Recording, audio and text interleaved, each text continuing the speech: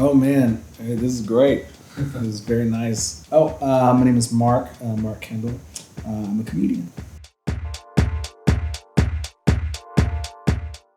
Like, I didn't really perform much, honestly, until after college, so it was more of like a newer thing. Because I guess like I performed in different ways at different times, so it's hard to say. I mean, like in elementary school, I would do plays. In junior high and high school, I never performed. Um, then my senior year in college, I was in a sketch group, and I was just a writer. I was not a performer. But there was a sketch that I wrote that was really weird. And they're like, you should probably just do this yourself. And so I did that. But I don't, I think I remember doing stand-up for the first time. I'm pretty sure I did stand-up for the first time in the basement of like this taco shop in New York. That was fun. I don't remember, I'm not sure if I remember my first improv performance. It may have been at Dad's Garage for like a class performance, but I'm not quite sure. It's weird, I don't know if other people are like this, but like right after a show is over, a lot of times I don't really remember it. And so I'm sometimes able to remember some shows, but not a lot. What was a cat? Growing up, Aaron McGruder was a really big influence on me. So the person that created the Boondocks comic strip and the TV show. Chris Rock, his stand-up, and then Dave Chappelle, his sketch show. So I'd say those were like in high school, those were like the three things that were influencing me a lot. I went to Northwestern, it's in Illinois, or in Evanston, Illinois, and I studied film. The name of the major was called Radio TV Film, but there was no radio. It was just, we just called it that because back when radio was a thing. But so that was the name of the major. And so I took a lot of writing classes, I took a lot of production classes. So that's what I said. I really enjoyed it. Honestly, it was interesting. It was interesting because Northwestern was not as diverse as it should have been. So I was the only black guy like in my film classes like the whole time I was there. And so it would be weird. I bet other students, maybe y'all have had this experience, where it's like you're taking like a film class, let's say, and it's like covering a certain period of history, right? And then you're also like in an African American studies class that's covering the same period of history. And it's like two completely different stories. And so that would happen a lot. And so I think the thing that I took away from it was like, it's not just like, are there black people on screen, but it's just like, who directed it, who wrote it, like who designed the costume, you know? So it's like, so that was something that was interesting to me, is like, just like the importance of representation, not like just on screen, but like behind the screen and how you teach people. So that was kind of like a big takeaway. And I think that's informed a lot of my comedy a lot, because not all, but like a decent amount of it deals with like race and everything.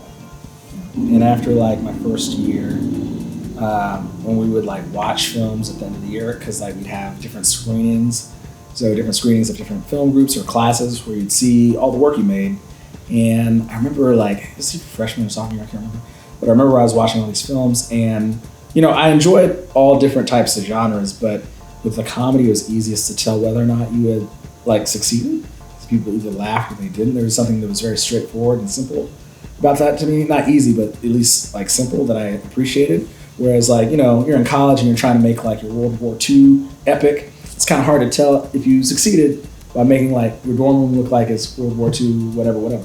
And so after junior year, I did this internship in New York.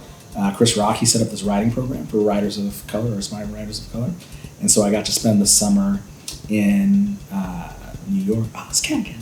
I got to spend the summer in New York.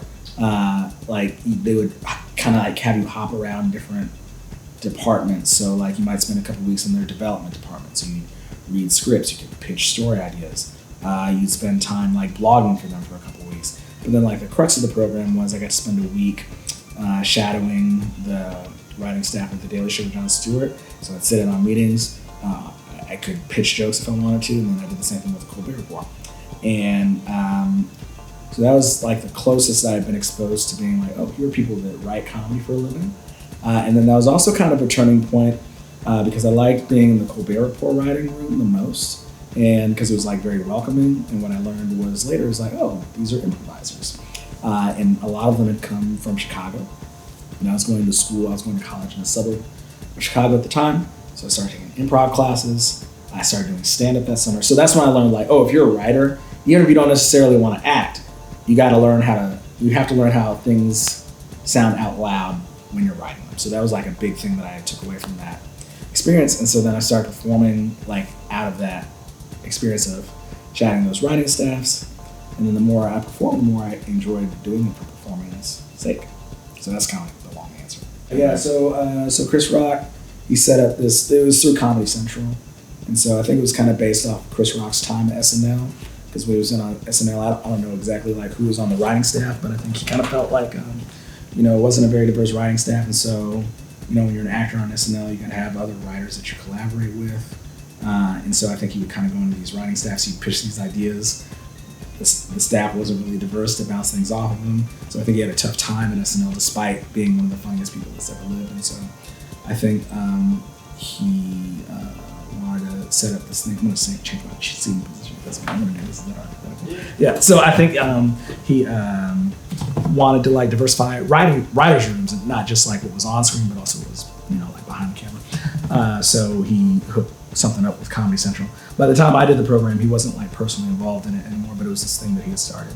So it was through Comedy Central, and I had to apply several times. So like I applied maybe over the course of like 3 years. So each year, it was probably for the best, but each year I got better and better. So when I got in, I gave a spec script. So like a script of like an existing TV show. So I wrote a spec script for Everybody Hates Chris, which was the TV show that he had on the air at the time, and several sketches. I also included several sketches from the sketch group that I was a part of, that I was a writer for. And the process of applying was really good too, because I remember I applied my sophomore year and I didn't get it, and I submitted some pages of a screenplay that I had written, and there was a Northwestern alum that worked at Comedy Central that called me up because I got rejected. He's like, oh man, let me try and help out this fellow Northwestern person. And he's like, yo man, like you might think this is funny dialogue, but when you give this to a stranger that doesn't know you or care about you, you need to be able to make a stranger like belly laugh with your writing. And I thought that was such a valuable lesson, because so often up until that point, maybe I'd been writing or doing comedy like in smaller groups or with my friends. And so it's like, you can make your friends laugh, you have your own inside jokes, and like you're funny to them, you're just like, oh, I'm funny. And it's like, no, it's not. I mean, that might be true, but it's but the next step is learning how to get people that have no personal connection to you to make them laugh just from reading the page. And so that's what the application process was like. It took a while. I had to apply for like 3 years. That was after my junior year. Well, I learned that to be a comedy writer, you don't necessarily have to be a performer as well, but you have to be able to know how things sound. So it's like if you're at a late night TV show, you have to write something in someone else's voice, and when you hand them that line or whatever, when it comes out loud, it needs to be able to land with an audience. And so in order to develop that skill, you need to either expose yourself to performance or perform yourself. I also learned at the time that late night TV isn't very diverse. It's a bunch of nice people, but it's not diverse. I'm not in late night TV right now, so maybe it's changed. But when I was around, it wasn't that. I learned that it's competitive. It's a lot of work. So like you're working with people that are really talented. A lot of people want those jobs. So I think the thing that I learned that summer is that stage time is very important. So that's why I try and do as many shows as I possibly can. And yeah, so those were the things that I took away. Yeah, it was kind of tough because and also just to clarify, I wasn't necessarily like a writer when I was there, but I was kind of like shadowing them. So I had the option to, so I'd go off and do my assignments, but then if I was in a meeting and I was feeling it and I could pitch, I would, but I'm definitely not taking credit for like writing for any of them, but I would pitch. It was like a weird in between thing, just for clarity. Yeah. So the main difference, the thing that was challenging for me is like I try to keep up with politics, I try to read, but it's like the day-to-day stuff. It's tough. It's like you have to. So much about it is not just reading something in the news and being like, oh, that's terrible. Oh, that's crazy.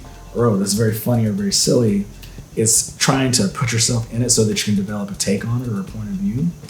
And so like some big picture political stuff, I feel like I'm able to do that, but it's much more difficult in doing that with like day-to-day headlines. So it's not that I can't do it, but it's just like that's not normally what I would choose to do. I'm more interested in kind of like some like bigger picture topics as opposed to like what happened in the news today, you know. So but it's like a lot of those late night shows. It's like what happened in the news like today or like 5 minutes ago, whereas I'm more kind of like, well, what's kind of happening over time. So I moved back to Atlanta after college, and I had started doing improv because of the New York thing that I'd done before. And so Dad's Garage was kind of like the main place that I knew about that had improv. So the artistic director of Dad's Garage, his name is Kevin Gleese. And so when I first came to Dad's, he was still brand new. And so I got an internship to take classes for free. And so I was his intern. So like day one of the internship, he's like, all right, I just kind of need someone to like help me stay organized and new at this job. So like day one, he gave me like his Gmail password. And so like I'd read all of his emails because he wanted me to, and respond as him a lot of the time. So if you emailed Kevin, I don't know, like back in 2010, you may have been talking to me. And so I got to shadow things. And then I was able to take all the Dad's Garage classes free. And so I kind of started as a student there and an intern. And then later I auditioned to be like a part of their, I guess basically like their apprentice company, and have been performing there since. Before I was performing at Dad's, I was performing at a place called the Basement Theater, which is another improv place in town. I took classes at the Village Theater, and I teach and perform there now. I took classes at Relapse, I perform there now. So a bunch of spots. I mean, I guess Dad's is the main place that I perform, but the cool thing about Atlanta is there are a bunch of places to do stuff. So I just kind of go where the most interesting thing is at that time. So like if I'm on the road, the shortened name is the Magic Negro and Other Blackness. But I guess like the longest version of the name that I've gone with is the Magic Negro and Other Blackety Blackness, told by an African American man who also happens to be black. And it's a one-person sketch show about the representation of African American males in the media. And a lot of that subject matter came from my experiences being in film school, where they'd show you like a classic film, and maybe there's like a weird racist caricature or something, and the film would end, and like the professor's like, oh, look at the cinematography, wasn't it great? And like wouldn't address any of the weird stuff in the film either because they didn't notice it, didn't want to, didn't feel comfortable doing it. So that's where a lot of the kind of like the inspiration from the show came from. So in the show is a show about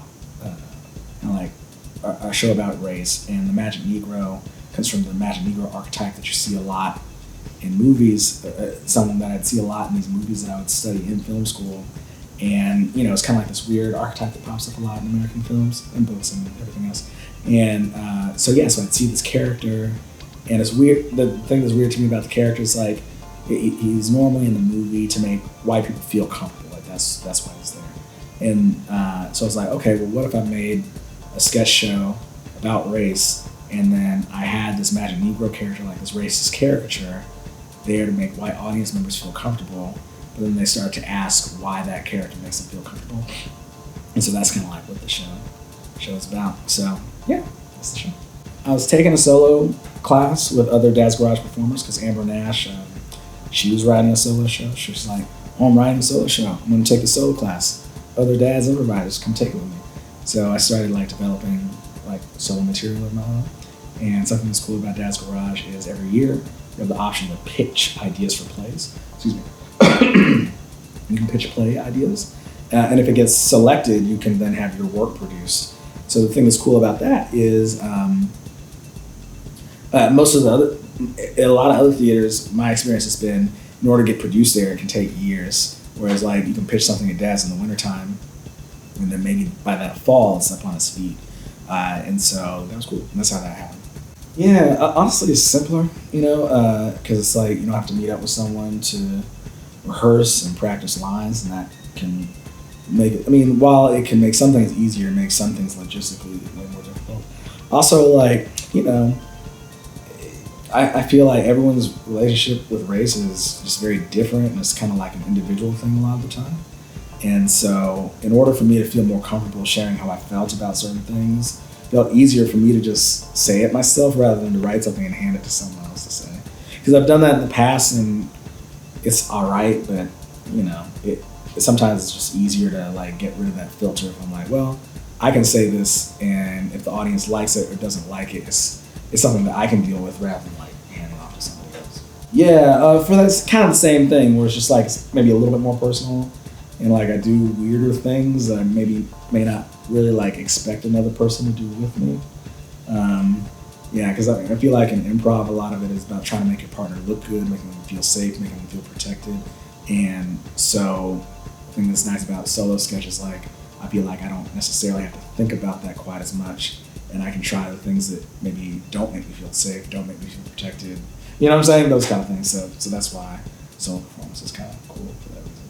Not traveling quite as much currently, but with the solo show, I've been all around. Been to Canada several times, and all around the U.S. and things like that.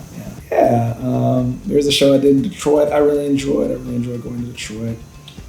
Some shows in other places are weird, because yeah. Like I remember this was like not quite a year ago, but I was in North Carolina last spring. And at the end of the show, there's a moment where I bring a white person up on stage, and I'm kind of like having like a racial dialogue with them. And like a softball question is supposed to be like, is slavery bad? Yes or no? So it's like, you would say no, right? And like this person, this white lady I brought up was just like, her answer was there are many different types of slavery. Like she couldn't like answer it yes or no. So that was fascinating.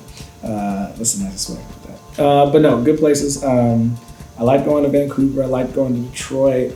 I like going to New York. I like going to LA. There are a bunch of places I enjoy going. Yeah, sort of. Yeah, some things I've gotten some write-ups and some different awards and things like that. Yeah. Several years ago, when I first did the show, they had like their best of ATL thing. So one year they gave me like a reader's nod for my comedy work. So that's nice. Yeah, I still travel with the show on occasion. I like to make another show.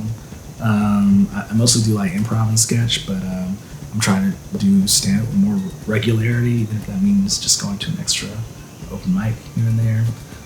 Just kind of trying to keep writing more and just kind of trying to keep getting funnier. So keep trying to find like new places to perform, trying to perform for new types of people, and just hopefully like keep changing is the idea, or that's the goal for me.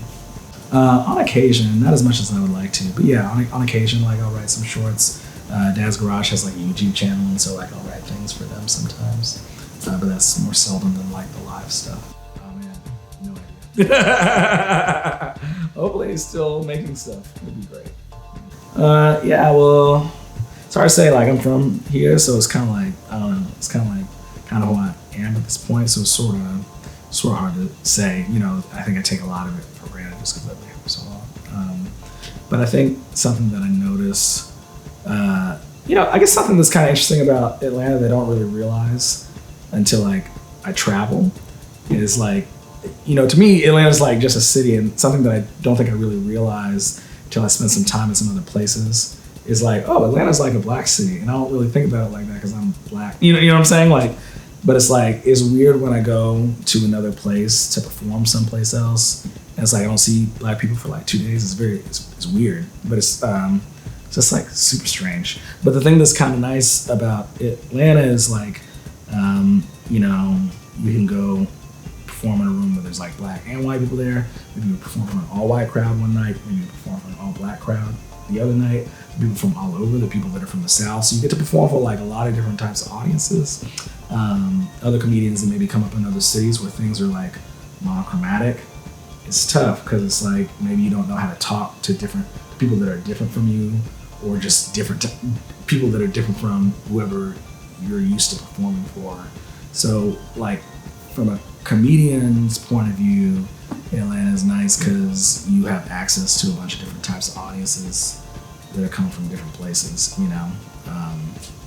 You might even be at one theater one night, and your 8 p.m. show is like a certain type of audience, and your 10:30 show is completely different. So yeah. You should come see a show. Come see a show at Dad's Garage. Come see a show at the Village Theater. Star Bar on Monday nights. Their comedy night is dope because you see like a lot of the really good comedians and visiting comedians. Same thing, and that's a free show. Same thing with the Smithsonian Bar every Saturday at 1 a.m. It's the secret 1 a.m. show. That's a really great show. It's free, but you see a bunch of Atlanta's top comedians. Yeah, those are the main places. I'm mostly at Dad's Garage in the Village, though. Yeah, that's right. Yeah, I think kind of like issues of like identity. I like rom-coms, so like I don't know, that genre or whatever. And then also just kind of like, you know, I don't know how to say this. Like sort of just like absurd comedic concepts. So I'm trying to think. Like, I'm trying to think of like an example that might be helpful. I like experimenting with form, you know? So for example, like I was doing an improv show once, and so I was like, well, I don't really want to do this show where they're sitting in the theater and they're just sitting there. What if we got up and we moved around? So I had them get up, I took them backstage, we walked outside, you know, walked back in through the lobby and then back into the theater. Just because it's like I like playing with form and like how we get the comedy. So like a lot of the things that I do, I just like I enjoy playing with the form. So like, what are other ways to do comedy but still have the same end result of laughter, hopefully? Yeah. Dedrick Flynn is hilarious. He's a stand-up. Spencer Taylor is a stand-up that's really funny. Mandel is really great. Olive Lynch is really good. Freddie Boyd is an excellent improviser. Megan Leahy is a really funny improviser and playwright that's in town. There's like a lot. There's like 50, but those are some. I mean, there's more than 50, but I could name like 50. Those are like 5 or 6 that I'll name off the top of my head right now. Yeah, it's interesting. Well, I guess something that's kind of interesting about Atlanta is like you have like these little pockets. If that makes any sense. So you have like the improv community, and inside the improv community, there are like these little pockets within that. You got like the stand-up community, you got like little pockets within that. And so people in those pockets know that they're doing something great, but then someone over here may not know it. So it's not like it's a secret. It's just like, you know, I don't know.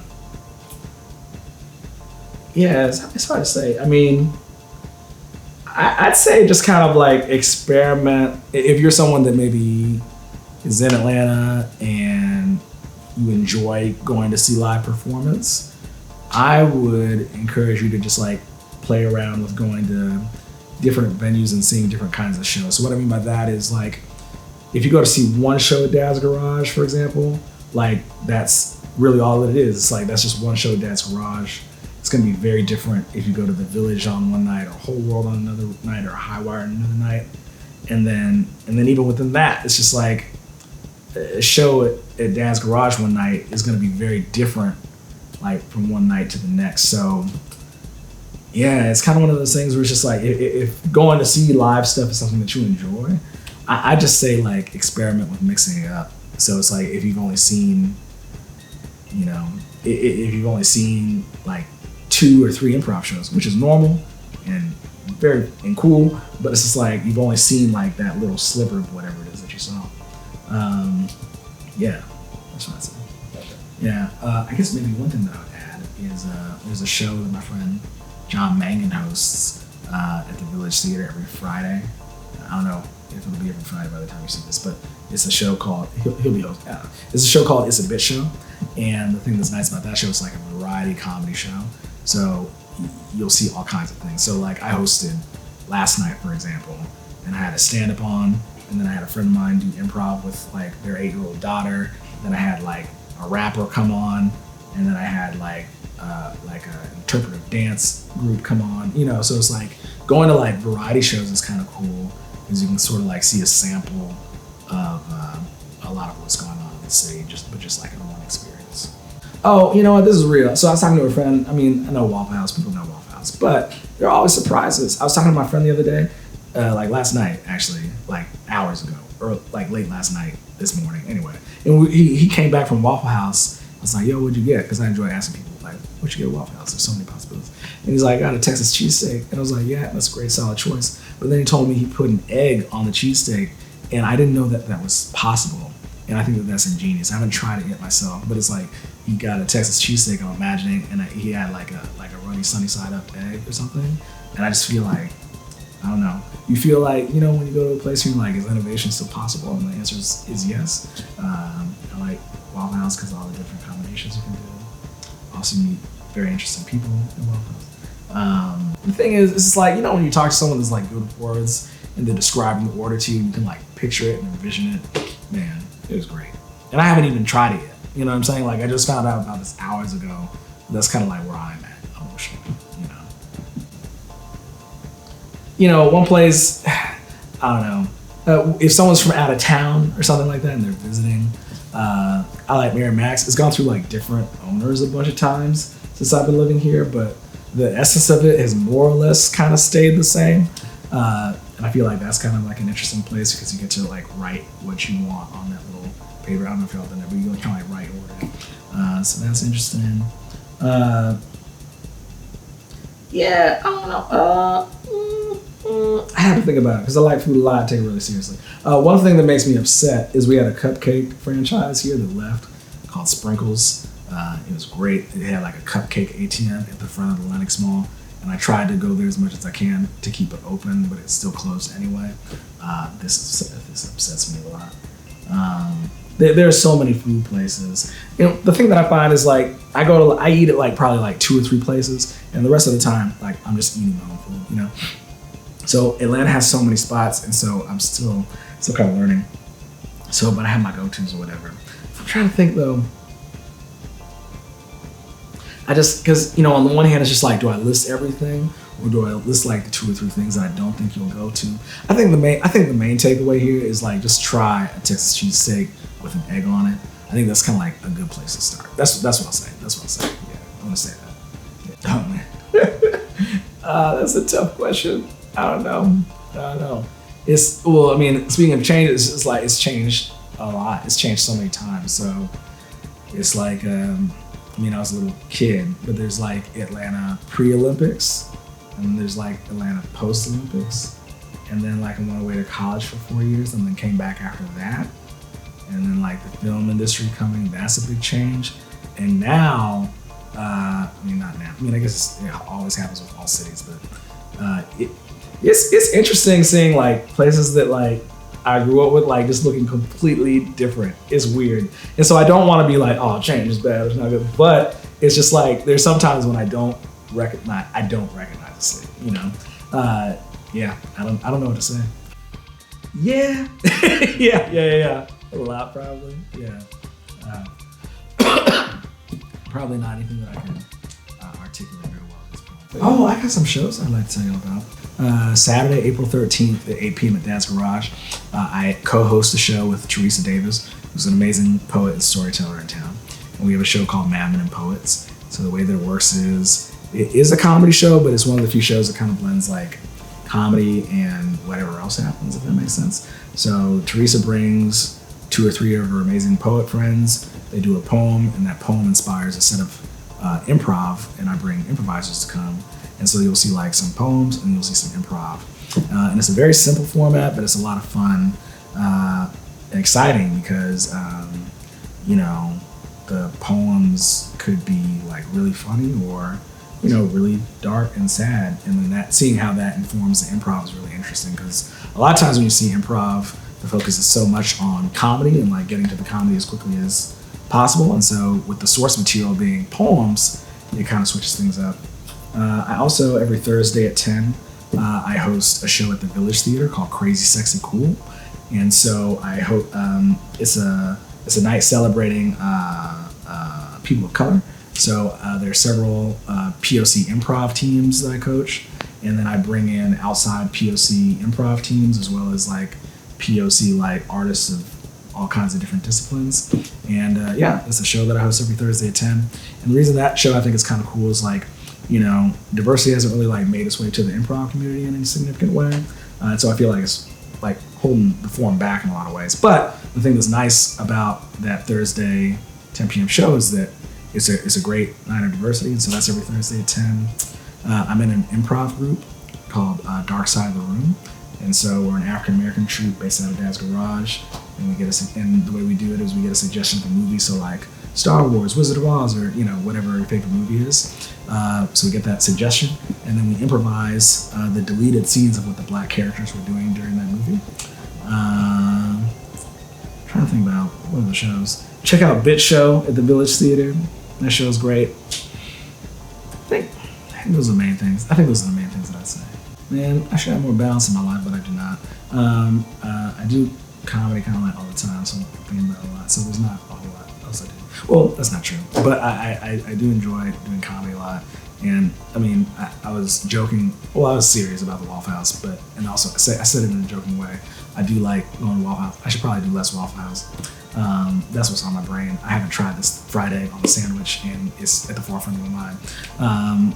I enjoy. It's kind of weird, but I guess like I guess the way to say it is like I enjoy researching topics that I then want to then write about, if that makes any sense. So I enjoy doing that. But really comedy is what I enjoy doing a lot. So if I'm not doing comedy, I'm trying to find other ways to either do it or get paid for it. I'd like to shout out maybe some of the comedians that I was talking about earlier. So like go see stuff at Star Bar, go see stuff at the 1 a.m. Secret Show, go check out the Laughing Skull. You know what I mean? I'd say go check out. Oh, they like the Laughing Skull. Go check out shows at Relapse. There's like so many. I guess like a shout out I have, since it's kind of like Atlanta centric and things like that. There are so many like little. No, I shouldn't say little. But there's so many different like little comedy things happening around the city. It's a lot to go through. So if like going to see live stuff is something that you're interested in, I would say like enjoy exploring that. And not just comedy too. I mean like poetry community is great. Storytelling community is great as well. So there's a bunch of stuff out there. Oh yeah, I don't do a lot of social media, but you can. I have a Facebook page. You can just add me on Facebook. That's probably easier. My name is Mark Kendall. I don't know what my profile picture will be like when you watch this, but just add me on Facebook. And pretty much all I do on Facebook is just say when I'm performing next. So I don't really post much else on there. But if you add me on Facebook, that's a good way to keep up with what I'm up to. I don't know. I guess like it really is just improvising, but just like there's just not somebody else there. So I guess I kind of think of like the audience as my scene partner in a way. So it's like you do something, and I don't know. This may be kind of like I hope this isn't really as pretentious. I'm not trying to be, but it's like I was taking like this clowning workshop last year, and a lot of the exercises we would do in the clowning workshop is like you'd be doing some task, like some focus-based task, but you'd also have to be dialed into the audience. So let's say you learn like some sort of like patty cake pattern with a partner, and like you go off with your partner and you learn how to do that, and you're like, okay, cool, we got it. But then you try and do that same thing while also being dialed into the audience is like a different skill. And so if you can learn how to like do one thing while being like dialed into the audience and seeing like what they were responding to or not responding to, and that sort of like guides you along the way. So like I'll start saying something, and if I feel like the audience may enjoy that, I'm like, oh, okay, that's the direction that we're going in. Much like if I was improvising with another person on stage, I would say something and they say something back. The audience doesn't necessarily like give me lines of dialogue back, but based on their body language or like the laughter they do or don't give me, that kind of helps me guide it along. But then I think also too, like you improvise a bunch of scenes and like you write a bunch of sketches, you kind of get a sense of like, a flow of a show, and so it becomes easier to make up as you go.